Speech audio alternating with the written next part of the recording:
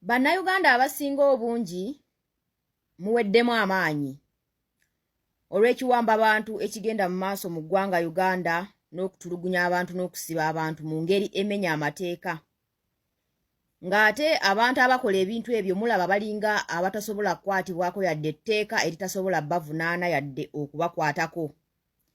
Ng'era na buli omu yenna gwe kiyinza okukwatako like ba elders, ba religious leaders, ba cultural leaders, ba elites, ba abantu bonna be kiyinza okukwatako ba custodian of the country, bonna basirifu, bonna akasirikiriro kangi mu mbeera gye tugenda mu maaso okuyitamu mu ggwanga Uganda. Ng'eddembe lya bannayuganda lirinnyirirwa nga teri yadde ayogera, nga teri yadde n'omu afaayo. Nga bannayuganda tulinga abalekeddwawo abali ku lwaffe. Manyi bannayuganda abasinga obungi emitima gibamenyese, essuubi ligenda libaggwamu, naye ekyo omuntu abatulugunya kyayagala. Mu ggwanga Uganda bwe tuba tuli mu kulwanirira eddembe lyaffe n'okulekerawo okutulugunyizibwa eri abo abatutulugunya, bwe baba bakyatulugunya ng'era bakyatuwamba ng'era bakyatusiba, lwaki tuba tusitoopinga era lwaki tuba tuggwamu amaanyi ng'olwedde bye tugezaako okulwanirira tebinnaggwaawo bikyaliwo era bikyagenda mu maaso. Kaakati gwaggwamu amaanyi lwaki gaba gakuggwamu era gakuggwamu nti by'otakkiriziganya nabyo biweddewo oba bikyagenda mu maaso. Bwe biba bikyagenda mu maaso kitegeeza ebyo birina okuwa amaanyi okusigala ng'okyalwana. Nuwa mutwe baamututte olunaku lw'eggulo. Leka ekifo kya Nuwa mutwe ne paati gy'abadde azannya ku intaneti kuno n'ensonga z'abadde abulira bannayuganda waveeyo bannuwa mutwe abalala nga 6 oba 10 badde mu kifo kye. Okitegeera. Njagala mbabuulire bannange ekiseera kituuka nti wadde oli mu mbeera ey'okuligirizibwa naye obudde butuuka ekiseera ne buzziba, obudde we buzzibira ne bukwata ekizikiza buba bugenda kukya, buba bunaatera okukya. Ate omuntu tosobola embeera tesobola kubeerawo lubeerera. Ebintu bituuka ekiseera ne bibaawo, akaseera kalyo ne kakyaka ne kabaawo ne bituuka ne biggwaawo. Eno embeera eri mu ggwanga Uganda egenda kuvaawo ate egenda kuvaawo. Naye egenda kuvaawo ng'olina ky'okozeewo nga ggwe munnayuganda munnansi anyigirizibwa era ayita mu mbeera eyo. Winners never quit. Quitters never win. Abawanguzi tebapowa. Omuntu apowa y'atawangula. Ekintu ekikusumbuwa kyonna nga tekinnavaawo tosobola kupowa. Kitegeeza bw'opowa oba ofuuse loser.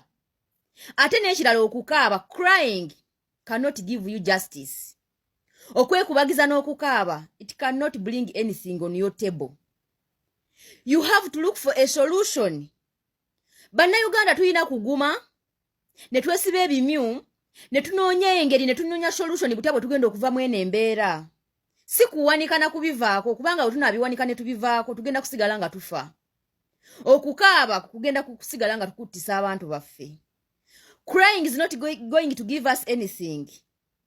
Okitegeera. Tugenda kusigala nga tukaaba naye ng'abantu bwe beeyongera okufa, ng'abantu bwe beeyongera okuwambibwa. So tusooke tusse ebintu by'okukaaba emabbali. Tusooke tuyiye solution butya bwe tugenda okugyawo embeera etukaabya. We are not going to cry forever. We have to look for a solution egenda okutusobozesa okuwangala mu ggwanga Uganda ffenna nga tuli benkanya ng'era ffenna tulina obwenkanya. Okitegeera. Muveeyo mwogere wadde abangi bagamba nti okwogera tekukola makulu but talking give some people hope. Okwogera kuwa abantu abamu essuubi ababa baweddemu essuubi. Ababa banyiize nga bamenyesa emitima. Okwogera kubawa essuubi. Okwogera bwe kuba tekulina makulu goloza lwaki aboogera baturayinga nnyo bagezaako nnyo n'amaanyi okubasirisa. Okwogera bwe kuba tekukola makulu goloza lwaki abaana bonna aboogera bakola ekyamaanyi eyiza okubagula oba okubawamba n'okubajjawo tebaddamu kwogera. Kale okwogera bwe kuba tekulina makulu ffenna tusirike tutunule butunuzi. Kubanga waliyo atamanyi atannalaba bino nti bigenda mu maaso naye bw'oyogera naye n'alyoka abimanya. Okitegeera. Okwogera kukuuma essuubi mu bantu. Okitegeera. So bino ebyokubeera ne bawamba omuntu ne mujja ne mukaaba ne mukola ki ne mwemulugunya ne mulagere obunafu ne mulaga weakness ne mulaga nti muweddemu amaanyi. You people we mulina okusitukira ne muddamu amaanyi.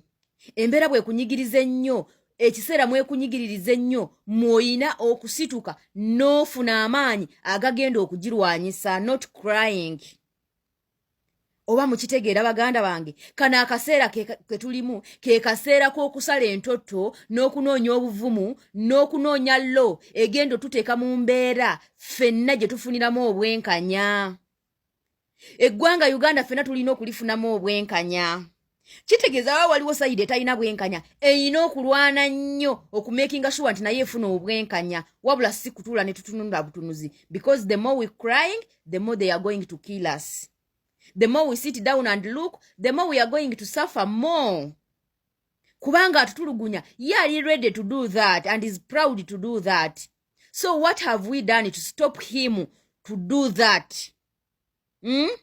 Tuyina okunoonya engeri n'eki kye tuyinza okukolawo okumusitopinga okukola ebyo. Not crying.